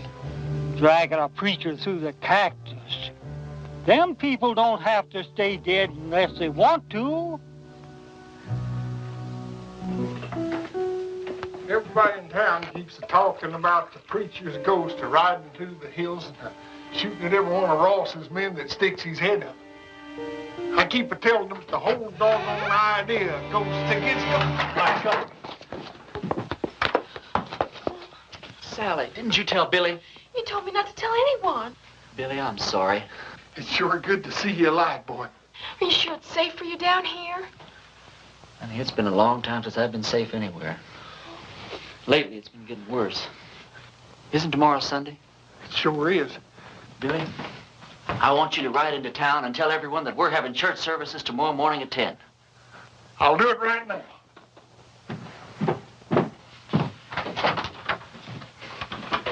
Sally told you our plans, ma'am? Yeah. You have any objections? No. Ma'am, has it occurred to you that, well, Sally's liable to end up one of the youngest widows in these parts? Mary Mert's only 14. She's been a widow 2 years. Besides Mary Mert? No, Grace Dorothy only been married a week and a half when her husband fell down a mine shaft. You know how old she is. Sally, could we take a walk outside? Excuse us, ma'am. Sally, the reason I brought you out here is, well, one of the reasons. If we're going to be husband and wife, then you've got a right to be in on the decisions that affect the both of us. You understand? Now, if I stay here and fight it out with Ross and his men, the chances are very good that I'll be killed.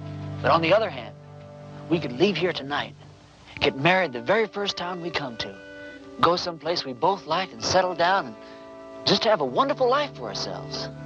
It's all up to you, Sally. You just say the word. Well, Mama always said never throw yourself in between a man and what he thinks he's got to do. Well, I won't kid you, Sally. I'm a little disappointed in that answer. No, it's all right. I got the strangest feeling that I've been pointed straight toward this shootout ever since the day I was born. There wasn't a thing in the world I could do about it. Billy says it's God moving in his mysterious way. Me? Well, I just don't know. You very religious, Sally? Why do men have to talk and talk? Can't you be quiet and get on with what you're supposed to be doing? Yes, ma'am.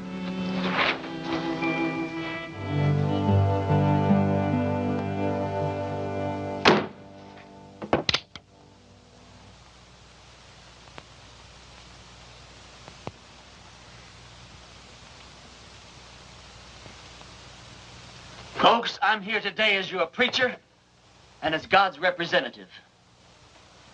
As your preacher, I've stood up to your enemies for you, and all it's gotten me so far is a lot of bruises and a bunch of cactus spines. Now, I understand that a lot of you thought I was dead, and that my ghost was raging through the hills, wreaking my vengeance on Ross and his men. But I want to ask you something. What were your feelings? Were you scared that you might have an angry ghost raging in your hills? Or were you ashamed because not a single one of you came out to see if I was alive or if I might not need some help? Well, I'm warning you people.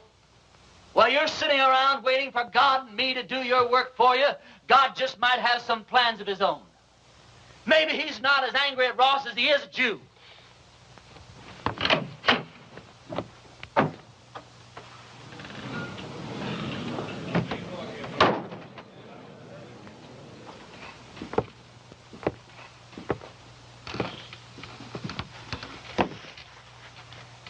I'm not armed. Billy, go outside. Take a look around. I came alone. Go on, Billy. I just thought it was time that all this foolishness came to an end. We got a new country to build here. We ought to be getting on with it, instead of indulging in all this senseless killing. I won't deny that you've hurt me since you've been here. Several of my men have been killed or wounded. Several more have run off because you scared them half to death. I didn't know I was doing that well. What do you want, Ross? A truce. A chance to get on with our lives. Ross, if you were sitting on a stack of Bibles 10 feet high, I'd bet money that you were lying and I'd win. No, just a minute, Reverend. If Mr. Ross is sincere, and I believe he is, this may be just the moment we've been waiting for. Luther, how could you believe that? I don't believe him for a minute. Now, Sadie. You are going to believe this man after all he's done to you? Jehoshaphat, Reverend. Anybody can make a mistake. If Mr. Ross is man enough to come here, Please. I didn't mean to create any dissension amongst the preacher's flock. Now, you've all heard what I have to say. Think it over.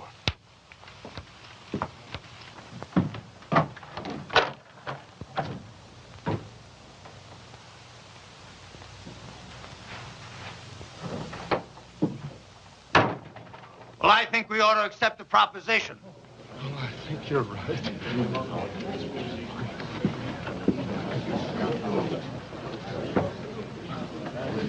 I have an announcement to make. Miss Sally Underwood and I are going to be married tomorrow morning at 11. You're all invited. I don't know. The second the ceremony is over, my wife and I will be leaving this God-forsaken town for good. The ceremony won't take place here in the church. It'll be at the Mint Saloon. You can say what you want about those people at the Mint, but they know why they're there and they do something about it.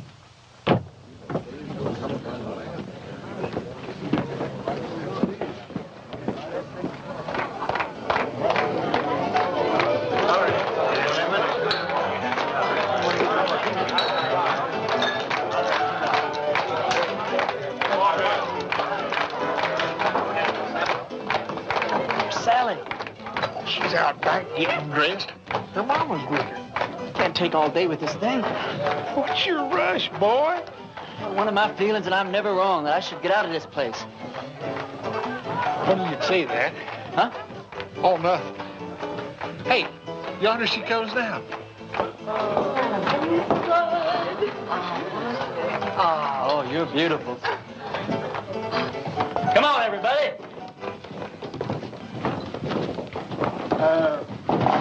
Don't you get the feeling that maybe something's missing here? I mean, who's going to perform the ceremony? You're the only preacher around here. Well, I don't know of any law that says I can't delegate my otherworldly powers. You marry us, Billy. Oh, yes, Billy. Well, I don't know about the legality of all this. Oh, never mind the legality. It's the spirit that counts. Well, now, I take Sally to be my wedded wife. You go on from there. well, dearly beloveds, we are gathered here today to unite this couple in holy... What's that? Reverend, you were right. Ross and his men have bypassed the town, and they're circling around, and they're coming in that way. Well, he's let us down again. Hold it down, hold it down. How many men? I counted 14, including Ross. How long before they get here? Not more than 5 minutes. Well, 5 minutes is plenty of time. Go on with what you were saying, Billy. I'll have to get ready for Ross, otherwise I won't stand a chance. We'll have to finish this thing later. All right, folks, this is it. Now you see how much his word means. Ross and his men are coming into town for just one reason, to get me. Because he knows if he kills me, there won't be enough fight left in the rest of you to hold off a bunch of sick old ladies. This thing works two ways. Now, if I can get Ross first, then his men won't have any reason to go on with the fight. So all I'll need is some of you to keep his men pinned down while I take care of Ross.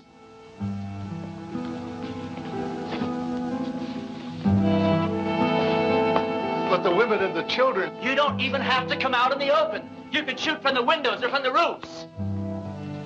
You don't even have to hit anything. Just shoot fast and make a lot of noise, but keep his men pinned down.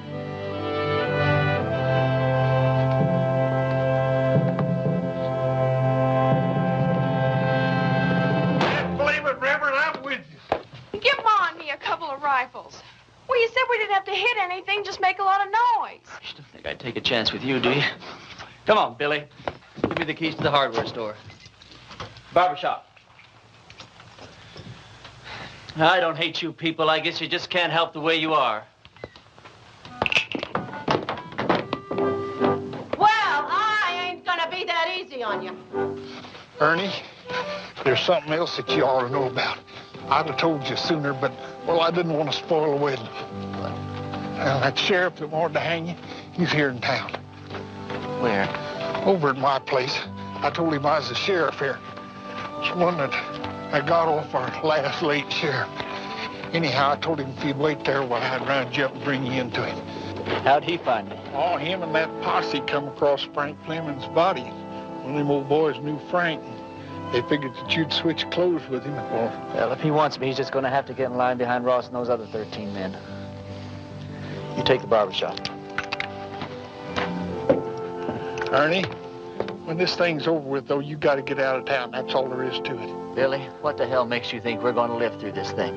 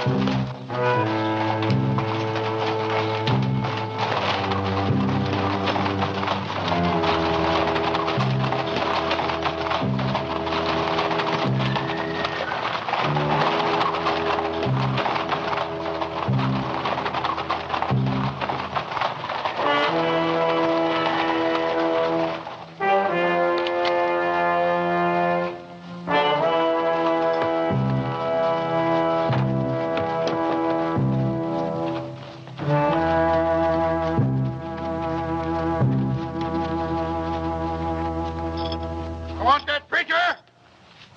If he's not out here in 2 minutes, I'm gonna burn this town to the ground. Drop your guns, boys.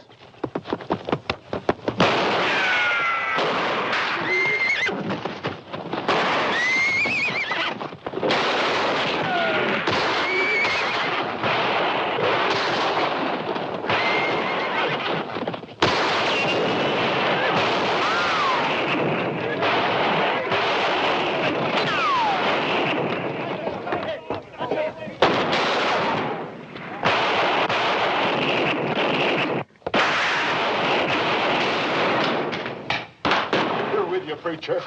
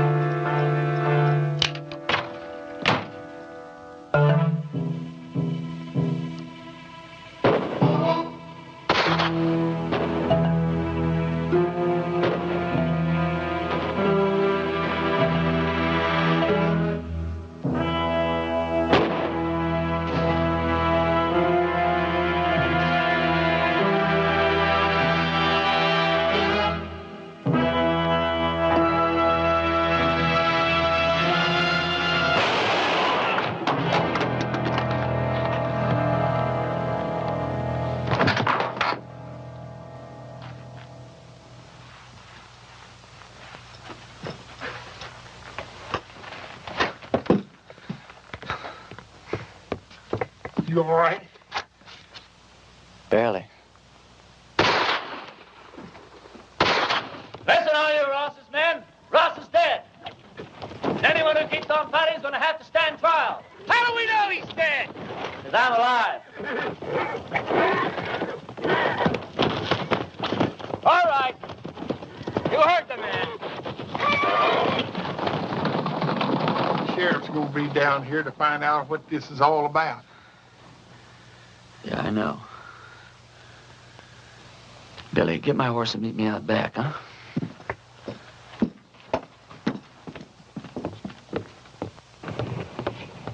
Go over to the men's saloon and tell Sally to meet me back at the ranch.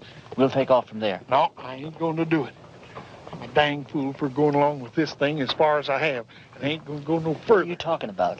I ain't gonna let you run away with that kid. Her not knowing who you are or what you are or what kind of a life she's letting herself in for. You think if I told her everything, she still wouldn't ride away with me? Well, of course she would, Ernie. Because she's 18 and you're her first love. Well, that's good enough for me. Ernie, when that sheriff finds out you've left town, do you suppose that he's just going to give up? I can take care of him. Yeah, you can take care of him with one hand, or you take care of Sally with the other. Then if something goes wrong, why, she can just stand around with your baby in her and watch you hang. You think I could just ride off without telling her why? I'll tell her. Yeah, then what happens to her? Oh, she'll be tore up for a while, but she's young. She'll get over it in a month or two. Yeah, but I won't get over it in a month or two. I'll get your horse. I'll get it myself.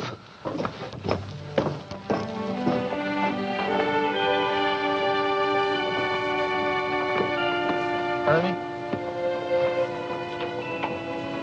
this town owes you a whole lot, but it don't owe you Sally. Can't make any promises.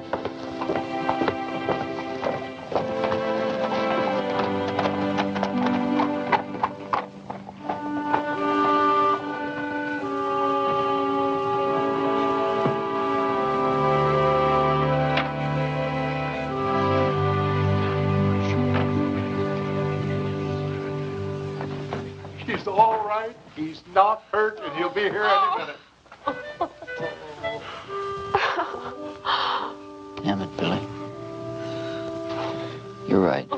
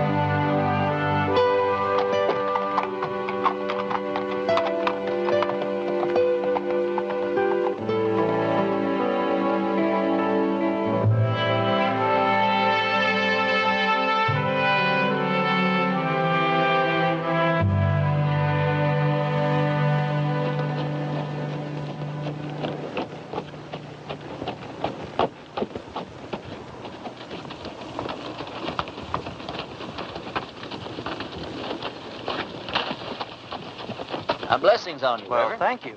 Ernie, do I know you? No, I don't think so. How come you know me? Because I know every preacher in this part of the country, and you're not one of them. And I've been hearing about a gunfighter named Ernie Parsons and some interesting goings-on in a town called Castle Walk. Well, don't believe everything you hear, Reverend. Oh, I don't. That's why I'm on my way to Castle Walk right now, to investigate these wonderful stories. Maybe you should get them a real preacher now. They seem very happy with the one they had. They had a gunfighter, not a preacher. God moves in mysterious ways. You boys sure do hammer away at that phrase, don't you? You really going to Castle Walk? I sure am. When you get there, would you give these to a girl named Sally Underwood? Tell her they're just from an unknown admirer that thinks certain girls should have a trip to Phoenix, even if they don't get married. All right. Ernie, did you ever think that the things that happened to you in Castle Walk might be your call to the kind of work you've been destined to do? Reverend, I didn't solve the problems of Castle Walk by praying them away. I did it the way I always do, with a gun. Did you ever hear of a call coming that way? But you left it a better place than it was when you arrived. You're a nice guy, Reverend. No thanks. I'll be seeing you, Ernie.